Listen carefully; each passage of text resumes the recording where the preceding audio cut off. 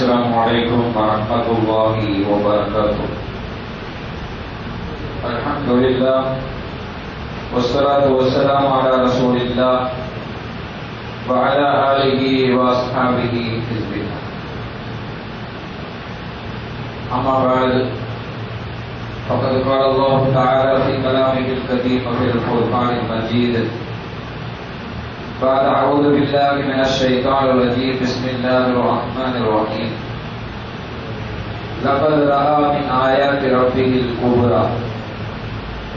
قال أنس بن مالك رضي الله عنه فرضت على النبي صلى الله عليه وسلم ليلة أسري به الصلوات 50 ثم نقصت حتى جعلت 5 ثم نودي يا محمد إنه لا يبدل القول لدي وإن لك بهذه ال50 صدق الله وصدق رسول الله.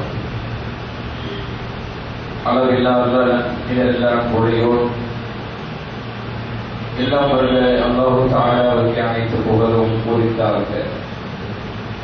அவனது தூதர் அகிலத்தின் அருட்கொடை இந்த பிரபஞ்சத்தின் பேரொளி நம் உயிரும் மேலான கண்மணி நாயகம் ஸல்லல்லாஹு அலைஹி வஸல்லம் அன்னாரின் மீதும் அன்னாரின் அடிச்சுவட்டை அவருடைய வாழ்வை தன்னுடைய வாழ்க்கையில் வருவாறு பின்பற்றிய உத்தம சஹாபாக்கள், தாபீன்கள், இமாம்கள், அவுலியாக்கள், நல்லோர்கள், குறிப்பாக இந்த புனிதமிகு மிஅராஜ் இரவில் நம்முடைய ஈமானுக்கு உரத்தை ஏற்றுவதற்காக இங்கே ஒன்று கூடியிருக்கிற நம் அனைவரின் மீதும் வந்த அல்லாஹ்வின் வற்சாதனை என்றென்றும் இன்று நிலவரத்துமாக ஆமீன். அன்பிற்கும் இறைநேசத்திற்கும் உரித்தான அல்லாஹ் அடியார்களே, யாரும் பயப்படுறாங்க ரொம்ப நேரம் பேசுவேன்னா சீக்கிரமா முடிச்சிரு அப்படிங்கிற சந்தோஷமான செய்தியை உங்கள்கிட்ட சொல்லிட்டு நிகழ்ச்சி ஆரம்பிக்கும். மிஅராஜ் இரவு பயான்னாவே எல்லாம் அடிக்கடி கேள்விப்பட்ட விஷயம்தான் அப்படிங்கிற மாதிரியான ஒரு எண்ணம் நமக்கு இருக்கு. இப்படித்தான் ஒரு அதிர்த்து மதுரைக்கு பின்னாடி மிஅராஜ் பயானுக்காக ப்ரிப்பேர் ஆகிட்டு இருந்தார். ஒருத்தர் வேகமா வந்தார். வந்தவர் அதிர்த்து இன்னைக்கு என்ன மிஅராஜ் பயானா? ஆமா. என்ன இங்கிருந்து பைத்துல் முகத்தஸ் போனது, அங்கிருந்து 7 வானத்துல 8 நபியை பார்த்தது, சொர்க்கம் நரகம் தொழுக, இதை பத்தி தான் பேச போறீங்க, வேற ஏதாவது டாபிக் மாற்றி பேசலாம் அப்படின்னு கேட்டார் அவர். திருப்பி கேட்டாராமா, நீங்க வருஷம் மிஅராஜ் பயான் கேட்கறீங்களா? ஆமா கேட்கிறேன். 7 வானத்துல நாயகம் ஸல்லல்லாஹு அலைஹி வஸல்லம் 8 நபிமார்கள் பார்த்தாங்கல்ல, அது எந்தெந்த நபின்னு சொல்லிருங்க, நான் டாபிக் மாற்றி பேசுறேன். அவர் கதையை சொல்லுறாரு. அப்ப நம்ம மறதியாளர்களா இருக்கிறோம். அதனால அடிக்கடி நமக்கு ஞாபகப்படுத்த வேண்டியது அப்படிங்கிற அடிப்படையில் தான் மிஅராஜின் சம்பவம் நமக்கு நினைவூட்டப்படுகிறது. இது நம்முடைய ஈமானை பலப்படுத்தக்கூடிய ஒரு விஷயம். ஜும்மாவுடைய உரையிலேயே நாம் பல்வேறு விஷயங்கள், மிஅராஜில் கிட்டத்தட்ட பாதி விஷயங்கள் சொல்லப்பட்டிருக்கிறது. இன்னும் முக்கியமான சில அம்சங்கள் நாம் இப்போ கேட்க போறோம். முதல்ல நாம் ஒரு விஷயத்தை ஞாபகப்படுத்திக்கிறோம். அம்ர் இப்னு ஷுஐப் ரலியல்லாஹு அன்ஹு அவர்கள் அவருடைய தந்தையை தொட்டும் அவருடைய பாட்டனாரை தொட்டும் அறிவிக்கிற ஒரு செய்தி. நாயகம் ஸல்லல்லாஹு அலைஹி வஸல்லம் அவர்கள் சஹாபாக்களை பார்த்து கேட்கிறார்கள், ஐயுல் ஹல்கி ஆஜபு இலைக்கும் ஈமானா, படைப்புகளில் ஈமானிலேயே ரொம்ப ஆச்சரியப்படத்தக்க ஈமான் யாருடைய ஈமான் என்று கேட்டார்கள். சஹாபாக்கள் சொன்னார்கள், அது மலாயிகா, மலக்குமார்கள் தான், அவர்களுடைய ஈமான் தான் ஆச்சரியப்படத்தக்கது என்று சஹாபாக்கள் பதில் சொன்னார்கள். நாயகம் திருப்பி கேட்டார்கள்,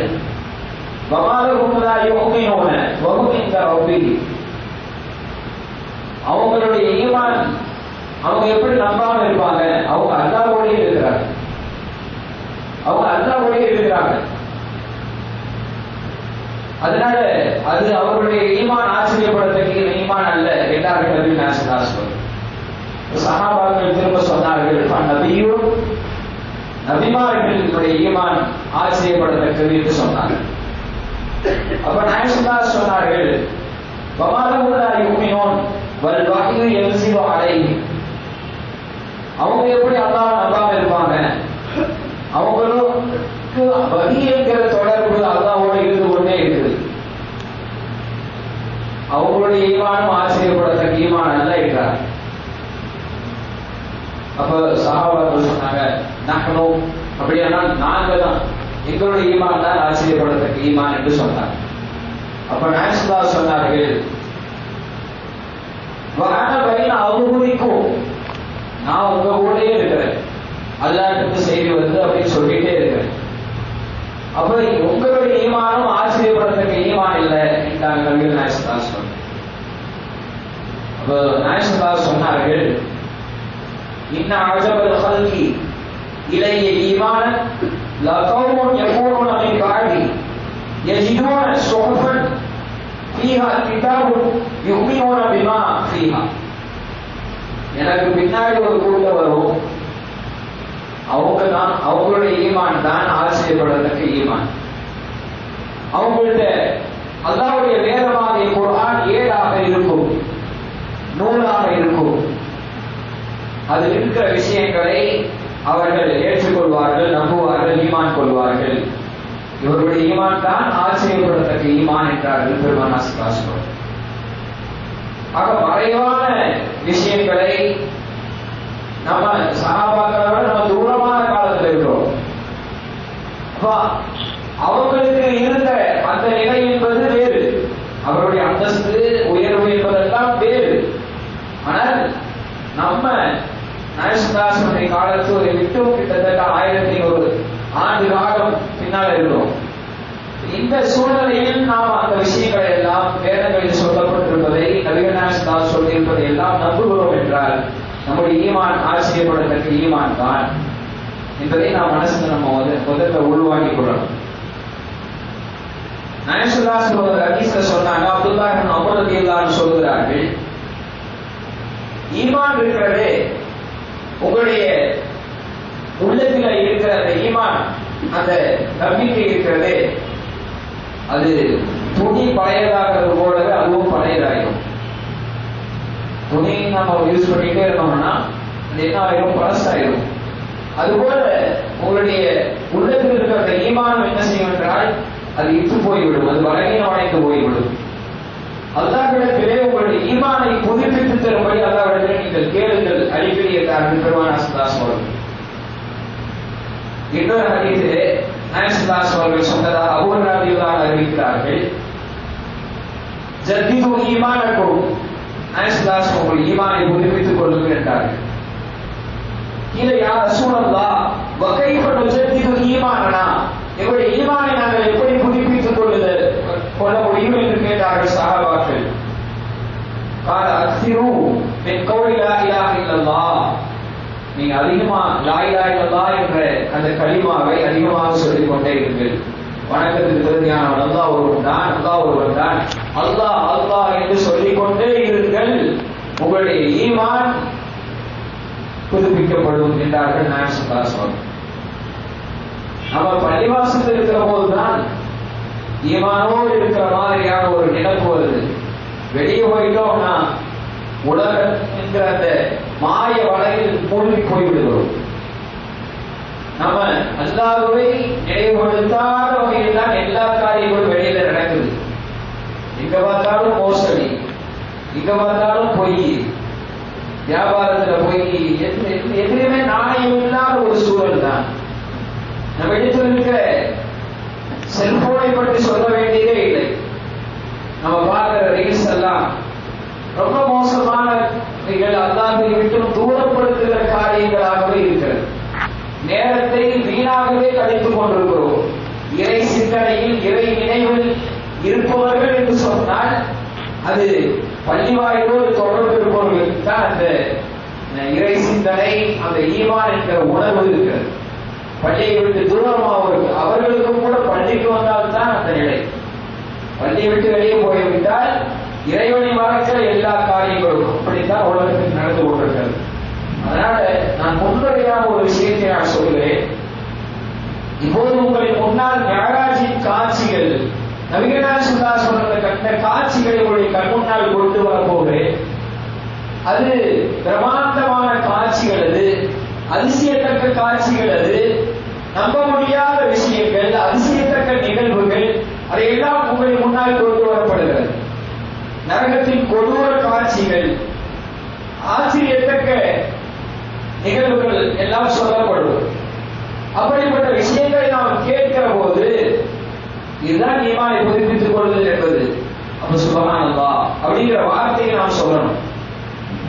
அதே போல அல்லாஹ் வழங்கிய அருட்கொடைகளை நினைவு கூறுகிற போது அல்ஹம்துலில்லாஹ் அப்படின்னு சொல்லணும்.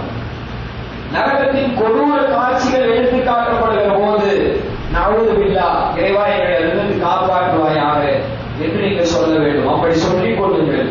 அதே போல் நபிகள் நாயகம் ஸல்லல்லாஹு அலைஹி வஸல்லம் அவருடைய பெயர் எப்போதெல்லாம் சொல்லப்படுகிறதோ அப்போதெல்லாம் அவர்கள் மீது ஸலவாத் போடுங்கள். இதுதான் பயான் கேட்பதனுடைய அந்த முறையாக இருந்து கொண்டிருக்கிறது.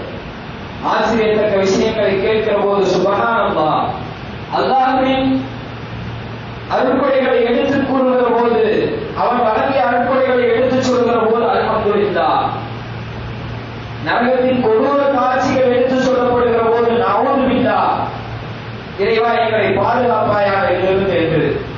அதே போல் நபிகள் நாயகம் ஸல்லல்லாஹு அலைஹி வஸல்லம் பெயர் சொல்லப்படுகிற போது ஸலவாத் ஸல்லல்லாஹு அலைஹி வஸல்லம் என்று வாய் நிரம்ப சொல்லுங்கள். இதுதான் பயான் கேட்பதின் ஒழுக்கம், நம்முடைய ஈமானை புதுப்பித்துக் கொள்வதற்குண்டான ஒரு நடைமுறையாக இருந்து கொண்டிருக்கிறது.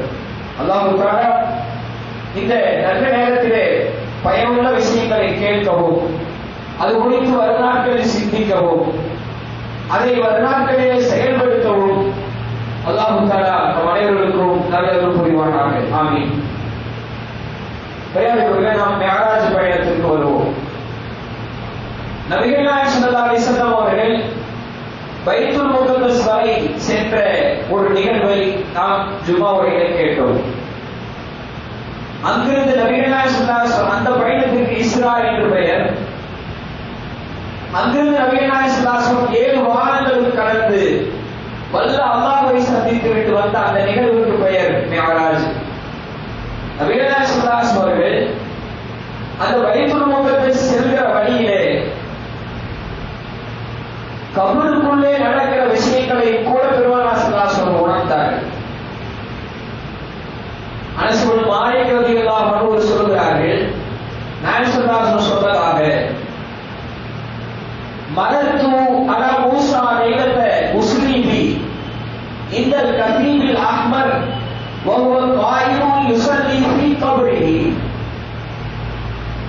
நான் சிவப்பு மணல் பேர் நிறைந்த ஒரு பகுதியை கடந்து சென்றேன் அந்த மிஅராஜ் பயணத்தின் போது. அப்போ மூஸா அலைஹிஸ்ஸலாம் அவர்களை நான் பார்த்தேன். அவர்கள் கபருக்குள்ளே தொழுது கொண்டிருந்ததை நான் பார்த்தேன் என்றார்கள் பெருமானார் ஸல்லல்லாஹு அலைஹி வஸல்லம். சுப்ஹானல்லாஹ். நாயகம் ஸல்லல்லாஹு அலைஹி வஸல்லம் அல்லாஹ் இப்படிப்பட்ட மறைவான பல விஷயங்களை அல்லாஹ் வெளிப்படுத்தி காட்டினார். நாயகம் ஸல்லல்லாஹு அலைஹி வஸல்லம் அவர்கள் பைத்துல் முகத்தஸிலிருந்து பாலை தேர்ந்தெடுத்த பிறகு அங்கிருந்து ஜிப்ரீல் அலைஹிஸ்ஸலாம் அவர்கள் வானத்தை நோக்கி அழைத்து செல்கிறார்கள். இது ஒளியிலான ஒரு பயணம், ஒளியிலான ஒரு பயணம் என்றால் ஜிப்ரீல் அலைஹிஸ்ஸலாம் அவர்கள் ஒளியால் படைக்கப்பட்ட மலக்கு இனத்தை சார்ந்தவர். அவர்கள் ஒளியால் படைக்கப்பட்டவர்கள், மலக்குமார்கள். நாயகம் நாயகம் ஸல்லல்லாஹு அலைஹி வஸல்லம் அவர்கள் குறித்து அல்லாஹ் சொல்கிறார், கத் ஜாஅக்கும் மினல்லாஹி நூரும் வ கிதாபும் முபீன். உங்களிடத்திலே பிரகாசமும் ஒளியும் தெளிவான வேதமும் வந்திருக்கிறது என்று அல்லாஹ் சொல்கிறார். நாயகம் ஸல்லல்லாஹு அலைஹி வஸல்லம் குறித்து அல்லாஹ் நூர் என்கிறார், பிரகாசம் என்கிறார். இன்னும் பல இடங்களிலும் திருக்குறானில் அல்லாஹ் பெருமானார் ஸல்லல்லாஹு அலைஹி வஸல்லம் நூர், பிரகாசம், ஒளி என்று சொல்கிறார். அல்லாஹ் தன்னை குறித்து சொல்கிறார், அல்லாஹ் நூறு ஸமாவாத்தி வல் அர்த். அல்லாஹ் வானம் பூமிகளின் ஒளியாக இருக்கிறான் என்று அல்லாஹ் தன்னை குறித்து சொல்கிறார். ஆக ஜிப்ரீல் அலைஹிஸ்ஸலாம் என்கிற ஒளி, பெருமானார் ஸல்லல்லாஹு அலைஹி வஸல்லம் அவர் என்ற ஒளியை அல்லாஹ் என்ற ஒளியின் பக்கம் அழைத்து சென்ற ஒரு பயணம் மேராஜ். முதலாவது வானத்திற்கு நபிகள் நாயகம் ஸல்லல்லாஹு அலைஹி வஸல்லம் பயணத்திலே வருகிறார். பந்தலகத் மா ஜிப்ரீல் ஹத்தா அத்தைன ஸமா அத்-துன்யா. இந்த உலகத்தின் கண்ணுக்கு புலப்படுகிற முதல் வானத்திற்கு, உலகத்தின் வானம் என்று சொல்லப்படும் முதல் வானம், அந்த முதல் வானத்திற்கு நாங்கள் வந்தோம். அங்கே வாயில் அடைக்கப்பட்டிருந்தது. அந்த கதவை தட்டுகிறார் ஜிப்ரீல். உள்ளிருந்து சத்தம் வருகிறது, யார்? நான் ஜிப்ரீல் என்று ஜிப்ரீல் அலைஹிஸ்ஸலாம் சொன்னார்கள். உங்களோடு வந்திருப்பவர் யார்? அவர் முஹம்மது ஸல்லல்லாஹு அலைஹி வஸல்லம் என்று சொன்னார்கள். அவருக்கு தூதுத்துவம் வழங்கப்பட்டிருக்கிறதா என்று உள்ளிருந்து கேள்வி வருகிறது. ஆம், வழங்கப்பட்டிருக்கிறது.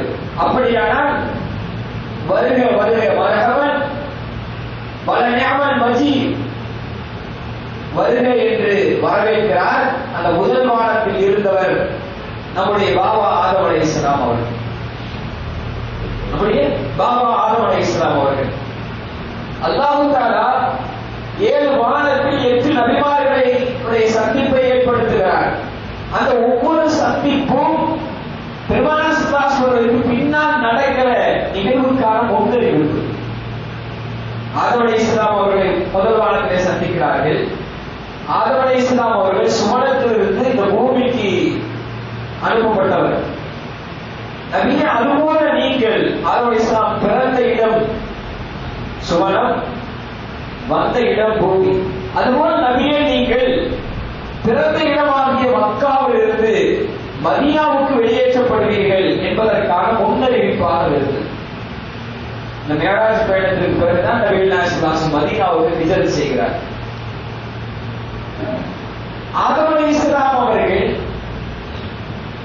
இப்போ திரும்ப சுவனத்திற்கு வந்து விட்டார்கள் வஃபாத்திற்கு பின்னால். அதுபோல நபியே, நீங்கள் உங்களுடைய காலத்தில் நீங்கள் உங்களுடைய சொந்த ஊராகிய மக்காவுக்கு திரும்ப வருவீர்கள், மதீனாவுக்கு சென்று. நாயகம் அவர்கள் இதில் 8ஆம் ஆண்டு ஃபத்ஹ் மக்கா, மக்காவை வெற்றி கொண்டு திரும்ப மக்காவுக்கு வந்தார். ஆதம் அலைஹிஸ்ஸலாம் அவர்கள் சுவனத்தை விட்டு வெளியேறிய பிறகுதான் அவருக்கு மக்கள் செல்வம் வந்தது, மக்கள் பல்கி பெறுகிறார்கள். அதுபோல நபியே, நீங்கள் உங்கள் சொந்த ஊராகிய மக்காவை விட்டு மதீனாவுக்கு சென்ற பிறகு இஸ்லாம் பல்கி பெருகும். இது போன்ற விஷயங்கள் பின்னால் பெருமானாருக்கு நடக்கப் போகிறது என்பதற்கான முன்னறிவிப்பாக ஆதம் அலைஹிஸ்ஸலாம் அவர்களை சந்தித்த நிகழ்வு இருந்தது. அடுத்து 2வது வானம், அதே போல கேள்வி, அதே போல பதில். அதற்கு பின்னால் உள்ளே அழைக்கப்படுகிறார்கள் வரவேற்போடு. அங்கே சந்தித்தது 2 நபிகளை, ஈசா அலைஹிஸ்ஸலாம் அவர்களையும் யஹ்யா அலைஹிஸ்ஸலாம் அவர்களையும் சந்திக்கிறார்கள். ஈசா அலைஹிஸ்ஸலாம் அவர்கள் எதிரிகள் அவர்களை கொலை முயற்சி செய்தார்கள். அதுபோல் நபியே, உங்களையும் கொல்ல முயற்சி நடக்கும் என்பதற்கான முன்னறிவிப்பாக இருந்தது. யஹ்யா அலைஹிஸ்ஸலாம் அவர்கள் எதிரிகளால் தாக்கி கொல்லப்பட்டார்கள் கொடூரமான முறையில். அவர்கள் ஷஹீத் என்கிற உயிர் தியாகி என்கிற அந்தஸ்தை பெற்றார்கள் யஹ்யா அலைஹிஸ்ஸலாம் அவர்கள். அதுபோல் நபியே, உங்களுக்கும் ஷஹாதத் என்கிற வீர மரணம் உங்களுக்கும் கிடைக்கும். ஒரு யூத பெண்மணி கரியிலே விஷத்தை தடவி கொடுத்தால் அதை நாயகம் ஸல்லல்லாஹு அலைஹி வஸல்லம் கொஞ்சம் எடுத்து சாப்பிட்டு விட்டார்கள். அதற்கு பின்னால் கரி பேசியது, விஷம் தேய்க்கப்பட்டிருக்கிறது. அவரை நபியா என்று சோதிக்க அந்த பெண் செய்த காரியம் அது. அந்த விஷத்தின் தாக்கம் நாயசுல்லாஸ் அவர்களுக்கு அவர்கள் வஃபாத்தடைகிற வகையிலையும் அவருடைய தாக்கம் இருந்தது. அது சொல்ல போனால் அந்த விஷத்தின் தாக்கத்தால் தான் நாயசுல்லாஸ் அவர்கள் இறந்தார்கள் என்று எடுத்துக்கொள்ளலாம். ஆனால் நபியே நீங்களும் யஹ்யா அலைஹிஸ்ஸலாம் அவர்கள் எப்படி உயிர் தியாகம் செய்தார்களோ அதுபோல நீங்களும் வீரமரணம் அடைவீர்கள் என்பதற்கான முன்னறிவிப்பாக அந்த இரண்டு நபிமார்களை ஈசா அலைஹிஸ்ஸலாம் அவர்களையும் யஹ்யா அலைஹிஸ்ஸலாம் அவர்களையும் சந்தித்த நிகழ்வு இருந்தது. மூன்றாவது வானத்தில் யூசுப் அலைஹிஸ்ஸலாம் அவர்களை சந்திக்கிறார். யூசுப் நபி அலைஹிஸ்ஸலாம் அவர்களை சகோதரர்கள் கிணற்றிலே தூக்கி போட்டார்கள். அவர்கள் அரசராக பொறுப்பேற்றார்கள். அதற்கு பின்னால் அவர்களை மன்னித்தார்கள் தன்னுடைய சகோதரர்களை. அதுபோல் நபியே உங்களுக்கு துரோகம் செய்த, உங்களுக்கு கொடூரமான, உங்கள் மீது கொடூரமாக தாக்குதல் நடத்திய அந்த மக்களின் மீது அந்த சகோதரர்கள் எப்படி யூசுப் அலைஹிஸ்ஸலாம் அவர்கள் மன்னித்தார்களோ அதுபோல அந்த மக்களை எல்லாம் பொது மன்னிப்பாக நீங்கள் மன்னிப்பு என்று சொல்றீர்கள். மக்காவிலே மக்காவை கைப்பற்றிய போது நினைத்திருந்தால் பழிவாங்கி இருக்கலாம். அழைக்கும் யாரையும் பழிவாங்குவதில்லை, எல்லோருக்கும் பொது மன்னிப்பு என்று பெருமானார் பொது மன்னிப்பு செய்தார். அதுதான் யூசுப் அலைஹிஸ்ஸலாம் அவர்களை சந்தித்த அந்த நிகழ்வு. அவர் எப்படி மன்னித்தாரோ யூசுப் அலைஹிஸ்ஸலாம் அதுபோல் நபியை நீங்களும் மன்னிப்பீர்கள் என்பதற்கான முன்னறிவிப்பாக இருக்கிறது. அதே போல யூசுப் அலைஹிஸ்ஸலாம் அவர்கள் இறந்து விட்டார்கள் என்று எண்ணி அழுது அழுது கண் பார்வை பறிபோனது யாக்கூப் அலைஹிஸ்ஸலாம் அவர்களுடைய தந்தைக்கு.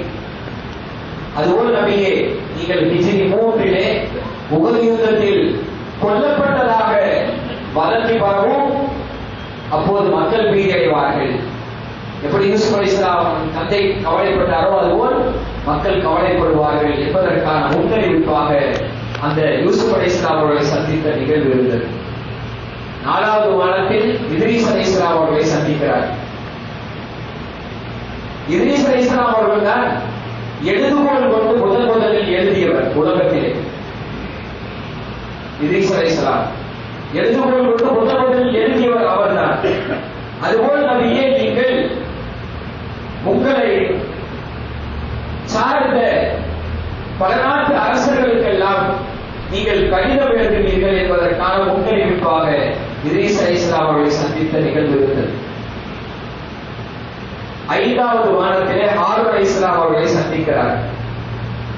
ஹாரூன் அலைஹிஸ்ஸலாம் அவர்கள் மீது மக்கள் கோபம் கொண்டார்கள், வெறுப்பு கொண்டார்கள். அப்படி கோபம் கொண்டவர்கள், வெறுத்தவர்கள் எல்லாம் பிறகு அவர்கள் மீது நேசம் கொண்டார்கள். ஹாரூன் அலைஹிஸ்ஸலாம் அவர்களை மூசா அலைஹிஸ்ஸலாம் அவர்கள் தூர்சினா மலைக்கு சென்று தௌராத்தை பெற செல்கிற சமயத்தில் அவரை பொறுப்புதாரியாக நியமித்து விட்டு செல்கிறார்கள்.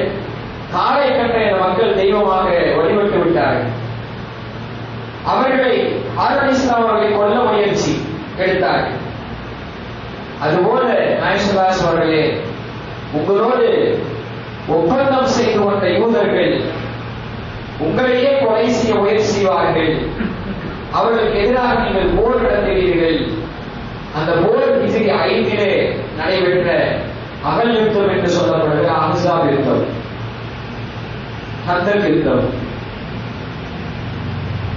அடுத்ததாக 6வது வானத்தில் மூசா அலைஹிஸ்ஸலாம் அவர்களை சந்தித்தார்கள். மூசா அலைஹிஸ்ஸலாம் அவர்கள் பைத்துல் முகத்தஸை கைப்பற்றுவதற்கு சென்றார்கள். அப்ப எங்கூட வந்து போர் செய்யுங்க, அங்கே ஜப்பாரியங்களான அடக்கி ஆளுகிற மக்கள் இருக்கிறார்கள், அவர்களோடு போர் செய்யலாம் என்று அழைக்கிற போது நீங்களும் அல்லாஹ் போய் போர் செய்யுங்க, நாங்க வரமாட்டோம் சொன்னாங்க யூதர்கள். அதுபோல மக்காவுக்குள் நபியை நீங்கள் நுழைகிற போது உமராவுக்காக ஹிஜ்ரி 6ஆம் ஆண்டு நீங்கள் இடையிலேயே தடுக்கப்படுவீர்கள் என்பதற்கான முன்னறிவிப்பாக மூசா அலைஹிஸ்ஸலாம் அவர்களை சந்தித்த நிகழ்வு இருந்தது. 7வது வானத்தில் இப்ராஹிம் அலைஹிஸ்ஸலாம் அவர்களை சந்திக்கிறார். இப்ராஹிம் அலைஹிஸ்ஸலாம் அவர்கள் ஹலீலுல்லாஹ், அல்லாஹ்வின் நண்பர். அல்லாஹ்வின் நண்பர் என்றால் இப்ராஹிம் அலைஹிஸ்ஸலாம் அவர்கள் அல்லாஹ்வுக்கு விருப்பமா அல்லாஹ் எதை விரும்புகிறாரோ அந்த காரியங்களை அவர் செய்வார். நாயகம் அவர்கள் ஹபீபுல்லாஹ், அல்லாஹ்வின் நேசர். அவர் விரும்புகிற காரியத்தை, நாயகம் விரும்புகிற காரியத்தை அல்லாஹ் செய்வார். இதுதான் அவங்களுக்கும் நாயகம் உள்ள வித்தியாசம். நபிமார்களின் தலை சிறந்தவர் நாயகம் ஸல்லல்லாஹு அலைஹி வஸல்லம் அவர்கள், அடுத்தது இப்ராஹிம் அலைஹிஸ்ஸலாம். நாயகம் ஹபீபுல்லாஹ், இவர் கலீலுல்லாஹ். இப்ராஹிம் அலைஹிஸ்ஸலாம் அல்லாஹ் என்ன நினைக்கிறானோ அதையெல்லாம் செய்வாங்க. அதனால என்ன பாதிப்பு வந்தாலும் பரவாயில்ல. ஆனா நபிகள் நாயகம் ஸல்லல்லாஹு அலைஹி அவர்களுக்கு நபிகள் நாயகம் ஸல்லல்லாஹு அலைஹி வஸல்லம் என்ன நினைக்கிறார்களோ அதையெல்லாம் செய்வாங்க. கிப்லா மாற்றம் குறித்து குர்ஆன்ல வரும்போது கூட அல்லாஹ் சொல்லுவான், கிப்லத்தன் தர்லாஹா, நாயகமே நீங்கள் எந்த கிப்லாவை விரும்புகிறீர்களோ அந்த கிப்லாவின் பக்கம் உங்களை திசை திருப்பிவிட்டோம் என்று அல்லாஹ் சொல்லுவோம். நாயகம் காபா தான் கிப்லாவாக விருப்பம் இருந்தது, பைத்துல் முகத்தஸ் கிப்லாவாக இருந்ததை அல்லாஹ் நாயகமே உங்களின் விருப்பத்திற்காக நான் மாற்றினேன் என்று அல்லாஹ் சொல்லுவோம். அப்போ கலீலுல்லாஹ்வுக்கும் ஹபீபுல்லாஹ்வுக்கும் இதுதான் வித்தியாசம். நாயகம் அவர்கள் இப்ராஹிம் அலைஹிஸ்ஸலாம் அவர்களை சந்தித்தது, இப்ராஹிம் அலைஹிஸ்ஸலாம் அவருடைய சுன்னத்தாக இருக்கிற உம்ராவை நிறைவேற்ற ஹிஜ்ரி 7ஆம் ஆண்டு நாயகம் அவர்கள் செல்வார்கள் என்பதற்கான முன்னறிவிப்பாக இந்த நிகழ்வு இருந்தது. ஆக இப்படி 7 வானங்களில் 8 நபிமார்களை நாயகம் அவர்கள் சந்தித்தார்கள். இந்த நிகழ்வை பார்க்கிற போது இது எப்படி குறைந்த நேரத்திலே ஜுமாவிலே சொல்ற போது கூட தாழ்பால் ஆடிக்கொண்டிருந்தது. ஜன்சீபி அல்திரவி மிஸ்டர்பி, அதாவது தாழ்பால் ஆடிக்கொண்டிருந்தது. நாயகம் அவர்கள் படுத்திருந்த அந்த படுக்கையின் சூடு கூட காயவில்லை. நாயகம் அரிஷ் சென்று அல்லாஹ்வை சந்தித்து விட்டு வந்து விட்டார் என்று ஒரு கவிஞர் சொல்லுவார். இது எப்படி சாத்தியம் என்றால், காலத்தை படைத்தவன் இறைவன், அவன் காலத்தை நிறுத்தி வைக்கிற ஆற்றல் அவனுக்கு இருக்கிறது என்றுதான் நாம் விளங்கிக் கொள்ள வேண்டும். சொல்வார்கள், மா உபிசதி ஷம்சு அலா பஸரின் கத்து, ஒரு மனிதனுக்காகவும் சூரியன் நிறுத்தி வைக்கப்படவில்லை. இல்லாலா யூசாஹிபுன் நூன், யூசாஹிபுன் நூன் என்கிற ஒரு நபிக்காக தவிர. அவர் பைத்துல் முகத்தஸை கைப்பற்றுவதற்காக போராடி கொண்டிருந்தார். சூரியன் மறைகிற நேரமாகிவிட்டது. அன்று வெள்ளி மாலை நேரம். சூரியன் மறைந்தால் சனிக்கிழமை துவங்கிவிடும். சனிக்கிழமை யூதர்களுக்கு போர் செய்வதற்கு தடை இருந்தது. அதனால் அவர் துஆ செய்கிறார், இறைவா, சூரியனிடத்தில் அவர் பேசுகிறார், நீ இறைவனின் ஆற்றல் படி ஓடுவதாக இருந்தால் நான் அவர் பெயரால் கேட்கிறேன், உன் ஓட்டத்தை நீ நிறுத்திக் கொள், நீ மறையாதே.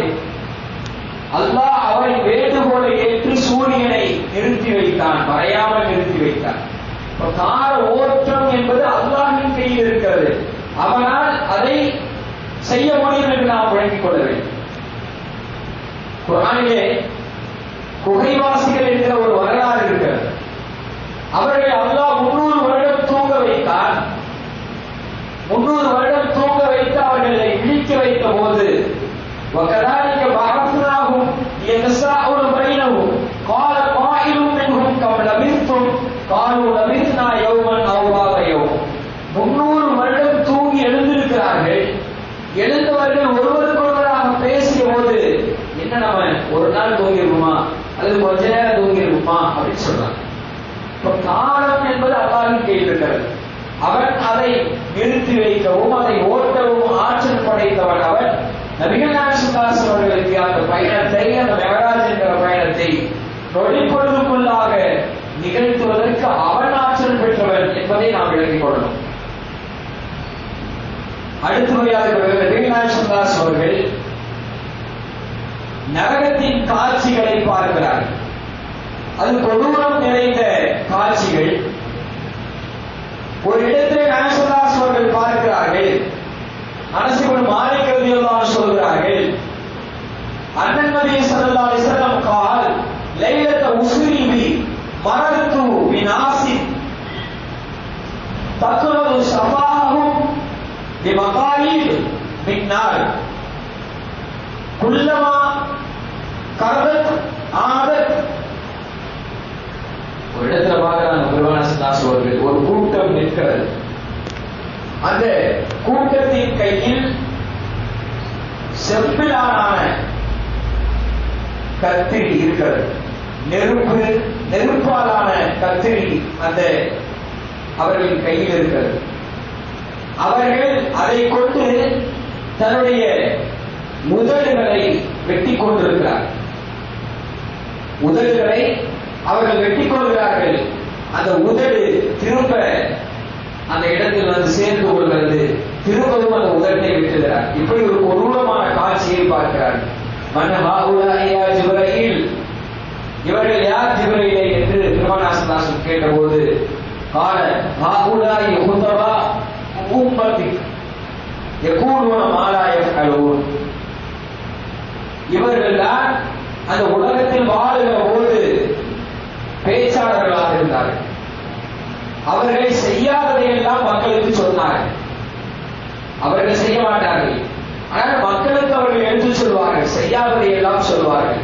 அப்படிப்பட்ட பேச்சாளர்கள் தான் அவர்கள் தாங்கள் செய்யாததை மக்களுக்கு எடுத்து சொன்னதால், சொல்லியதோடு நிறுத்திக் கொண்டு செயல்படாமல் விட்டதால் அவர்களுக்கு அந்த நெருப்பு கத்திகளால் அவர்களுடைய உதடுகளை அவர்களே கத்தரித்துக் கொண்டிருக்கிறார்கள். திரும்ப திரும்ப அந்த உதடு சேர்ந்து கொள்கிறது என்று சொன்னார்கள். அடுத்து ஒரு கூட்டத்தை பார்க்கிறார்.